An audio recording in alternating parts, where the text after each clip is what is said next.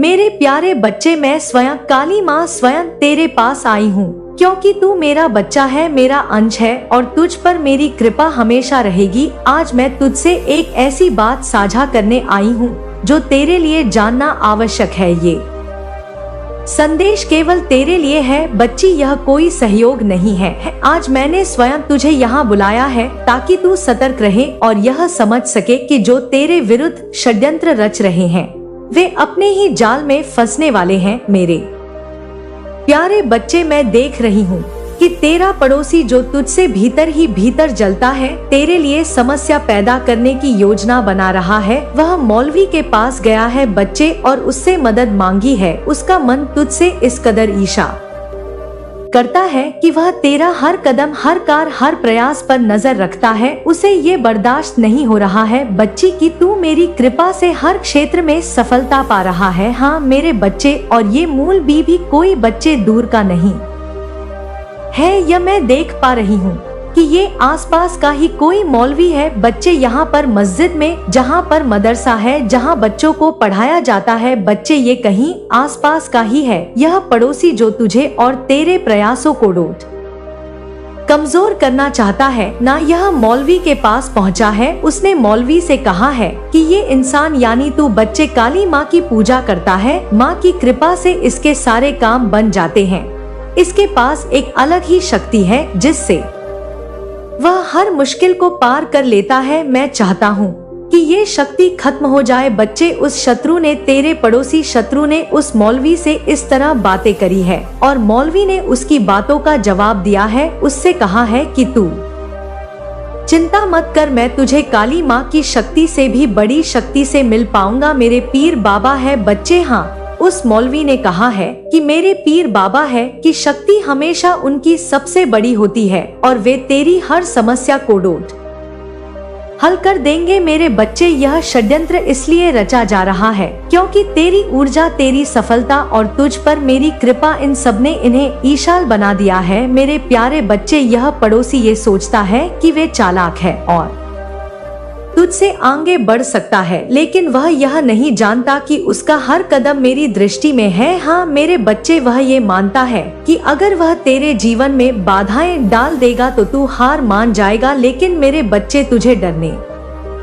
की कोई आवश्यकता नहीं है। तेरा स्वास्थ्य और व्यवहार ही ऐसा है कि तू लोगों को अपनी ओर आकर्षित करता है। तेरे अच्छे पड़ोसी तुझसे प्रेम करते हैं, तुझ पर विश्वास करते हैं और तेरी प्रशंसा करते हैं। बच्चे, यह बात तेरे शत्रु को अंदर ही अंदर जलाती है। वह सोचता है कि यह व्यक्ति तो साधारण है, फिर भी इसे इतना प्यार और सम्मान क्यों मिलता है। मेरे प्यारे बच्चे, तुझ पर मेरी कृपा है। तू अंदर से शक्तिशाली है और तेरा भाग इतना तेज है कि कोई भी बाधा तेरे मार्ग में स्थायी नहीं हो सकती। तेरे पड़ोसी ने साजिश रचते समय यह नहीं सोचा कि जो व्यक्ति मेरे आशीर्वाद के साथ चलता है उसके खिलाफ कुछ भी करने की कोशिश करना खुद को विनाश के मार्ग पर ले जाना है। मैं तुझे बताती हूँ बच्चे, और बताना चाहती हूँ कि जो लोग दूसरों के खिलाफ षड्यंत्र रचते हैं उन्हें उनकी करनी का फल जरूर मिलता है। ये पड़ोसी और वे मौलवी जो प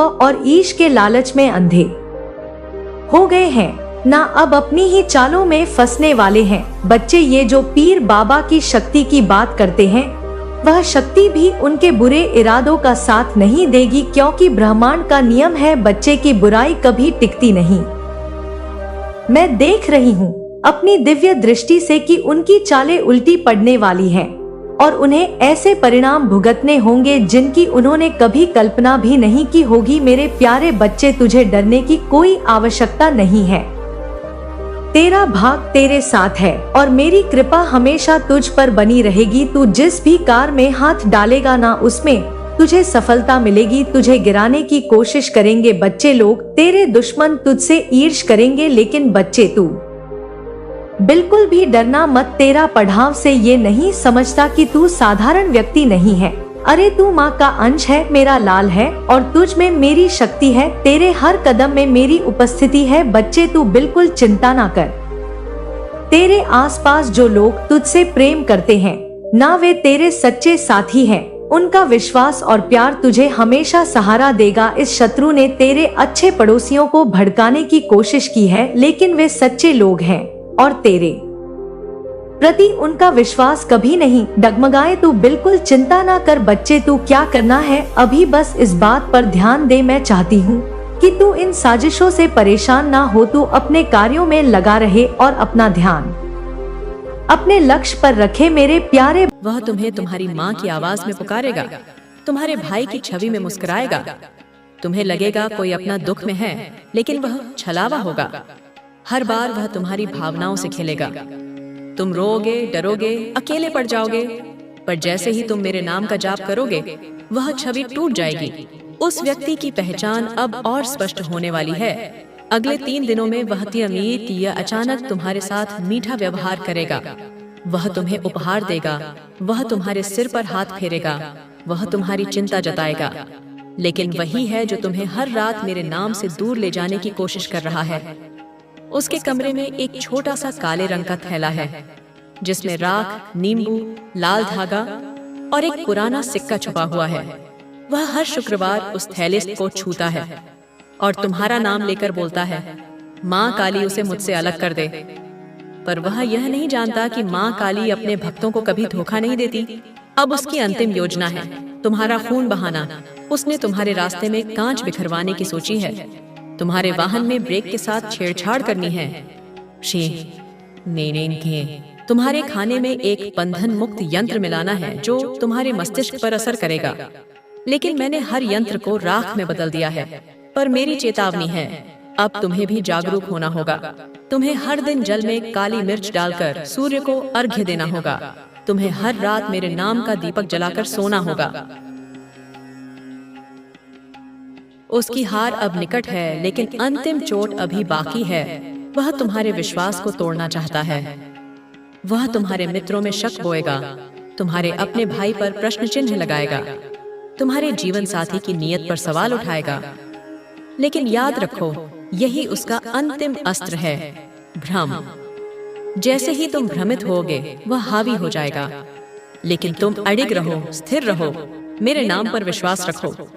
मैंने तुम्हारे चारों ओर रेखा खींच दी है, जिसे कोई भी पार नहीं कर सकता। लेकिन तुम एक बार उस रेखा के बाहर गए, तो वह शक्ति तुम पर वार कर सकती है। किसी भी अजनबी को अपने कमरे में प्रवेश न करने दो। कोई भी वस्तु बिना जांचे घर में मत लाओ। और विशेष रूप से काले धागे, गुड़िया, चमड़े की चीजें, ये सब उस तांत्रिक के माध्यम से भेजे गए होते हैं। उनसे सावधान रहो मेरे बच्चे। यह युद्ध अब अपने अंतिम चरण में है। वह व्यक्ति अब डरने लगा है, उसकी बेचैनी बढ़ रही है। वह अब अजीब हरकतें करेगा। रात को देर तक जागना, चुपचाप किसी को फोन करना या फिर अचानक किसी को देखने जाने की बात कहना। यही समय है जब वह अपना असली चेहरा दिखाएगा। लेकिन जैसे ही वह मुखौटा उतारेगा, मेरी शक्ति उसके हर अंग में कंपन भर देगी। तुम्हें अब केवल विश्वास बनाए रखना है। मैं स्वयं उस तांत्रिक की शक्ति को निगलने वाली हूँ, और वह व्यक्ति जिसने तुम्हारे जीवन से खेल खेला, उसे मैं संसार से बाहर कर दूंगी। लेकिन उसके लिए तुम्हारा संयम, तुम्हारा आत्मबल और तुम्हारा अडिग विश्वास चाहिए। तुम अब मेरे संकल्प का हिस्सा हो। जो भी तुम्हारा रक्त बहाने का प्रयास करेगा, उसका रक्त स्वयं उसकी देह से रिसेगा। जो तुम्हारी नींद छीनना चाहेगा, वह जीवन भर जागता रहेगा। जो तुम्हें डराना चाहेगा, वह स्वयं भय से ग्रस्त रहेगा। अब निर्णय तुम्हारे हाथ में है। तो मेरी बातों को सुनकर आगे बढ़ोगे, तो वह हर शक्ति ही व्यर्थ हो जाएगी। यदि तुम डगमगाए, तो क्षण भर के लिए भी वह फिर से वार करेगा। पर मुझे पूर्ण विश्वास है, तुम डगमगाओगे नहीं, क्योंकि अब तुम केवल मेरे भक्त नहीं, मेरी शक्ति के वाहक बन चुके हो। जब समय की रेखा टूटती है, तो सत्य अपने आप प्रकट होने लगता है। अब तुम्हारे जीवन का वह क्षण आने वाला है जब तुम्हें अपने ही घर की 4 दीवारी के भीतर सबसे बड़ा छल, सबसे बड़ा धोखा और सबसे बड़ा रहस्य दिखाई देगा। मेरे बच्चे, जिन आंखों से तुम अब तक स्नेह खोजते थे, उन्हीं आंखों में अब घृणा का जहर भर चुका है। वह व्यक्ति अब और छिपा नहीं रहेगा। वह अपने अंतिम प्रयास में है, लेकिन उसकी हर चाल अब मेरी दृष्टि में है। आज से 3 दिन बाद तुम्हारे घर में एक ऐसा व्यक्ति रोएगा जो वर्षों से तुम्हारे साथ हंसता रहा है। वह आंसू दिखाएगा, लेकिन उसकी आत्मा में तुम्हारी मृत्यु की कामना छिपी होगी। वह यह जताएगा कि वह तुम्हारे लिए चिंतित है, पर उसी दिन उसकी जेब में वो मंत्र होगा जिसे उसने श्मशान के एक निर्जन कोने से उठाया है। उसने वह मंत्र काली मिट्टी से लिखवाया है और उसे तुम्हारे बिस्तर के सिरहाने दबाने की योजना बनाई है। लेकिन मैं उसे वहां पहुंचने नहीं दूंगी, क्योंकि मेरी शक्तियां अब उस कमरे में सक्रिय हैं जहां तुम हर रात सोते हो। मेरे बच्चे, तुमने जिस व्यक्ति को हर मुश्किल घड़ी में सहारा दिया, वही तुम्हारी आत्मा को जकड़ने वाला है। उसने तुम्हारे जन्मपत्र में भी छेड़छाड़ की है। हाँ, तुम्हारी कुंडली की एक नकल उसने एक फर्जी तांत्रिक को भेजी है, जिसने उसमें झूठा ग्रह दोष लिखवाया ताकि तुम्हारे ऊपर भय का बादल मंडराने लगे। वह चाहता है कि तुम डरकर उसकी बातों में आ जाओ, उसकी सलाह मानो और उसका नाम ही अपना रक्षक मान लो। पर वह रक्षक नहीं, तुम्हारा विनाशक है। अब जो मैं कहने जा रही हूँ उसे सुनकर तुम्हारा हृदय कांप उठेगा, लेकिन सत्य यही है, उस व्यक्ति ने एक और स्त्री को अपने षड्यंत्र में शामिल किया है। वह स्त्री तुम्हारे परिवार की दूर की रिश्तेदार लगती है, लेकिन वह इस योजना की सबसे प्रमुख कड़ी बन चुकी है। उसने अपने शरीर को शुद्ध नहीं किया, बल्कि उसे तांत्रिक नियमों से दूषित किया, ताकि वह तुम्हारे घर की लक्ष्मी को पलायन करने पर मजबूर कर दे। वह स्त्री अक्सर तुम्हारे घर आती है, मीठे शब्दों में बात करती है, लेकिन उसकी दृष्टि तुम्हारे सिर पर नहीं, तुम्हारे अंत पर टिकी होती है। उसने एक बार तुम्हें छूकर माथे पर तिलक भी किया था। वही तिलक एक विशेष साधना के बाद तैयार किया गया था, ताकि तुम्हारी ऊर्जा उससे जुड़ जाए। लेकिन सुन मेरे बच्चे, उस दिन जब वह तिलक लगाकर गई थी, मैंने तुम्हारे माथे से वह प्रभाव मिटा दिया था। लेकिन उस स्त्री की योजनाएं यहीं खत्म नहीं हुई। वह अब तुम्हारे घर के एक कोने में राख, सिंदूर और बालों का गुच्छा छुपा कर गई है। वह चाहती है कि जैसे जैसे वह कोना सूखता है, वैसे वैसे तुम्हारा सौभाग्य भी सूखता जाए। लेकिन जिस दिन वह राख वहां रखी गई, उसी दिन मेरी छाया वहां पसर गई। मैंने उस कोने को अपने मंत्र से ऐसा बांध दिया है कि अब कोई भी नापाक शक्ति वहां से बाहर नहीं निकल सकती। पर तुम्हें अब मेरी एक बात सदा स्मरण रखनी है। वह व्यक्ति जो तुम्हारे साथ बैठकर भोजन करता है, जो तुम्हारे बच्चों से प्यार जताता है, वही अब सबसे बड़ा यंत्रधारी बन चुका है। उसका चेहरा अब स्वयं काली शक्ति से विकृत हो रहा है, पर वह अपने चेहरे पर एक मुस्कान का मुखौटा पहने हुए है। लेकिन तुम उस मुखौटे की दरारों को देख सकते हो।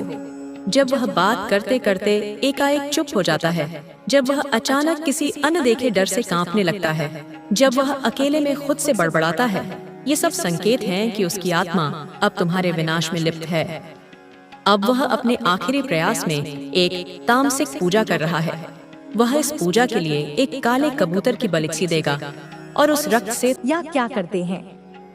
तुम्हारा ध्यान केवल अपने लक्ष्य पर होना चाहिए। शनिदेव का न्याय अब प्रारंभ हो चुका है और जो लोग तुम्हारे खिलाफ थे, वे अब अपने ही कर्मों के जाल में उलझने वाले हैं। तुम्हें अब अपने भविष्य की नींव रखनी है। अपने लक्ष्यों को स्पष्ट करो और उनके प्रति समर्पित रहो। तुम जितना अधिक अपने उद्देश्य पर ध्यान केंद्रित करोगे, उतना ही तेजी से तुम्हें सफलता मिलेगी। अब से तुम्हें अपने हर कदम को सोच समझकर उठाना होगा। तुम्हें अपनी ऊर्जा को बर्बाद नहीं करना है, बल्कि उसे सही दिशा में लगाना है। तुम्हारे जीवन में जो लोग तुम्हें कमजोर समझते थे, अब वे तुम्हारी शक्ति को देखेंगे।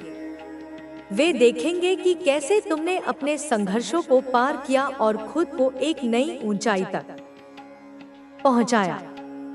लेकिन याद रखना, तुम्हारा उद्देश्य केवल अपनी सफलता नहीं है, बल्कि दूसरों की सहायता करना भी है।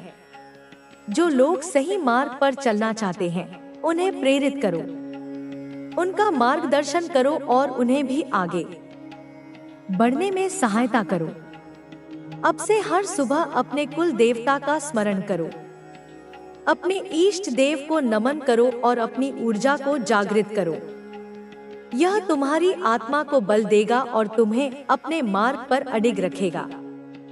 ध्यान और साधना को अपने जीवन का अभिन्न हिस्सा बनाओ। यह तुम्हें मानसिक और आध्यात्मिक रूप से सशक्त करेगा। अब तुम्हें किसी भी चीज से डरने की जरूरत नहीं है। जो हुआ वह अतीत था, जो होने वाला है वह भविष्य है, लेकिन तुम्हारा वर्तमान ही सबसे महत्वपूर्ण है। इस वर्तमान में जो भी निर्णय लोगे वह तुम्हारे भविष्य को निर्धारित करेगा। इसलिए हर निर्णय को सोच समझ कर लो और अपने मन की शुद्धता बनाए रखो। तुम्हें बस अपने मार्ग पर डटे रहना है और ब्रह्मांड तुम्हारे साथ है। जो लोग तुम्हें हानि पहुंचाने की कोशिश कर रहे थे, वे अब स्वयं अपनी बनाई हुई परिस्थितियों में फंसने वाले हैं। शनिदेव का न्याय अटल है और कोई भी इससे बच नहीं सकता। अब तुम्हें यह देखने को मिलेगा कि कैसे उनके जीवन में उथल पुथल मचेगी। तुमने जो सहन किया अब वही वे लोग सहेंगे, लेकिन तुम्हें इस पर ध्यान देने की जरूरत नहीं है। तुम्हारा ध्यान केवल अपनी ऊर्जा को डोट सकारात्मक बनाए रखने पर होना चाहिए। तुम्हें अब किसी के प्रति दुर्भावना नहीं रखनी है, बल्कि अपने लक्ष्य पर पूरी तरह से केंद्रित रहना है।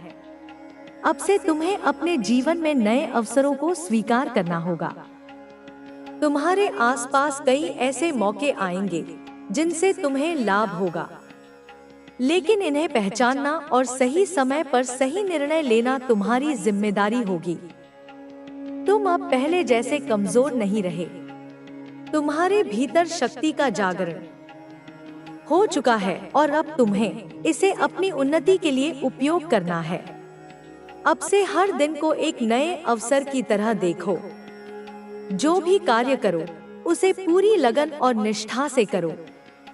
अपने अंदर की शक्ति को पहचानो और उसे दुनिया के सामने लाओ। तुम्हारे पास असीमित संभावनाएं हैं और अब तुम्हें इन्हें वास्तविकता में बदलना है।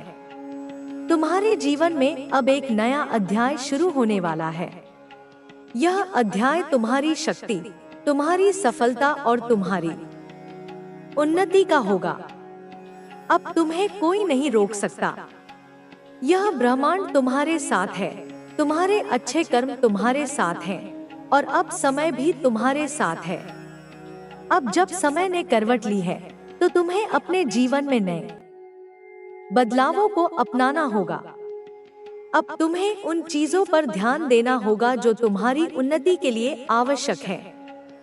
जितने भी संघर्ष तुमने देखे हैं, उन्होंने तुम्हें मजबूत बनाया है। यह समय आत्मनिरीक्षण का है। यह समय खुद को नई ऊंचाइयों तक ले जाने का है।